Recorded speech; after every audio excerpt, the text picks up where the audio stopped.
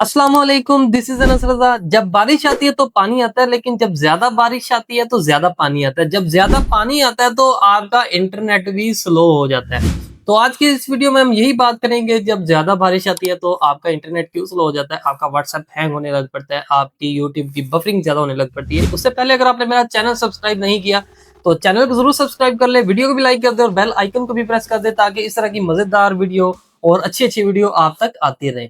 तो अब हम बात कर लेते हैं कि आपका इंटरनेट क्यों स्लो होता है। बेसिकली आपको जो इंटरनेट प्रोवाइड किया जा रहा होता है वो मुख्तलिफ तरीकों से इंटरनेट जो है प्रोवाइड किया जा रहा होता है। फॉर एग्जांपल, अगर आप सिम पे मोबाइल डाटा यूज कर रहे हैं तो आपका इंटरनेट टावर से लिंक है। अगर आप वाईफाई राउटर यूज कर रहे होते हैं तो आपका इंटरनेट किसी इंटरनेट सर्विस प्रोवाइडर के साथ अटैच है।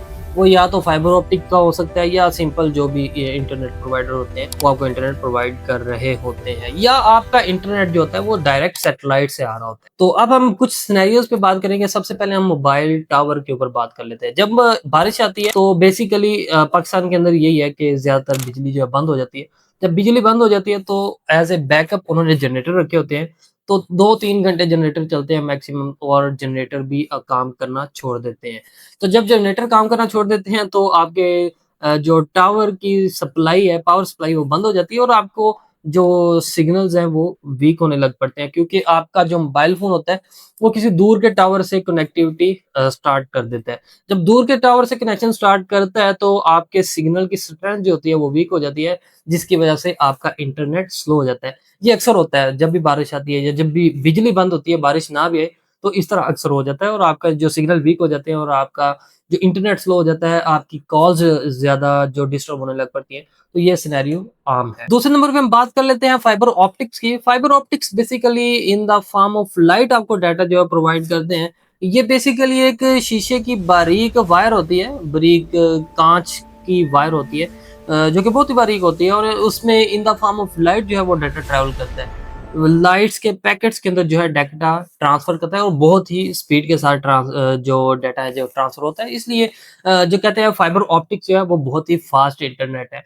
तो अगर आंधी वगैरह चलती है बारिश से तो इसको इतना कोई नुकसान नहीं पहुंचता। आंधी वगैरह चलती है तो आंधी के चलने से कुछ चीजें उल्ट पुल्ट होती हैं, तो वो वायर को तोड़ सकती है, जिसकी वजह से आपका इंटरनेट जो है वो डिस्कनेक्ट हो जाता है। तीसरे नंबर पे हम बात कर लेते हैं वाईफाई राउटर्स की। बेसिकली वाईफाई राउटर किस तरह काम करते हैं, वो आपके घर के अंदर ही होते हैं। या तो आपकी उनकी पोजीशन नहीं ठीक होती, जिसकी वजह से आपको वो एक खराब जो है वो सिग्नल प्रोवाइड कर रहे होते हैं, गंदे गंदे सिग्नल प्रोवाइड कर रहे होते हैं, जो कि सिग्नल की स्ट्रेंथ इतनी अच्छी नहीं होती, और आपका इंटरनेट जो है वो स्लो चलता है। या तो बारिश के अंदर या जब हवा वगैरह चलती है तो आपके वाईफाई राउटर को जो इंटरनेट प्रोवाइड करने के लिए तार लगाई होती है, वो तार डैमेज हो जाती है, वायर डैमेज हो जाती है, जिसकी वजह से आपका इंटरनेट जो है वो स्लो हो जाता है, या आपका इंटरनेट डिस्कनेक्ट टोटली हो जाता है। या तो जो आपको इंटरनेट प्रोवाइड कर रहे होते हैं उनकी बत्ती चली जाती है, जो कि बेसिकली आमतौर पर होता है पाकिस्तान में, कि इंटरनेट प्रोवाइडर्स की जो है वो लाइट चली जाती है, उनका बैकअप नहीं होता और आपका